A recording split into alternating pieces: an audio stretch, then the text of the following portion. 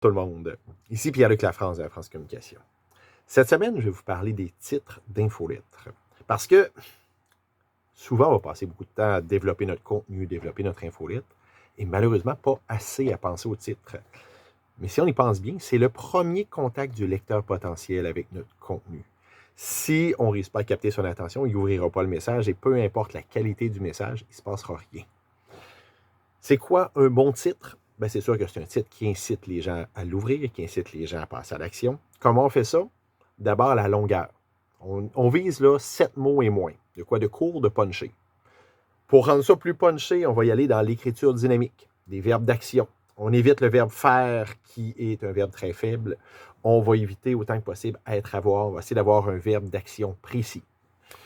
On va s'assurer d'ailleurs de garder cette précision-là dans le choix des mots. Dans un titre, aucun mot devrait être inutile. Si, quand vous regardez votre titre, vous dites « Ouais, ça ne rajoute rien », coupez-le. Ce qu'on va faire aussi, c'est prendre des formulations qui captent l'intérêt. On peut s'adresser directement à la personne, par exemple en posant une question, en ayant le « vous », le « tu » ou le « je » dans le titre. On va essayer des fois d'utiliser des, je ne sais pas moi, des listes, les 10 choses à faire, les 7 endroits à voir. Tout ça, c'est des trucs qui permettent d'inciter les gens à agir. Puis je dirais, un des meilleurs trucs, soyez en mode solution. Ne mettez pas de l'avant ce que les gens doivent faire, mais mettez de l'avant ce que vous apportez aux gens. Si vous mettez ça en place, bien, vous allez réussir à capter l'attention des gens.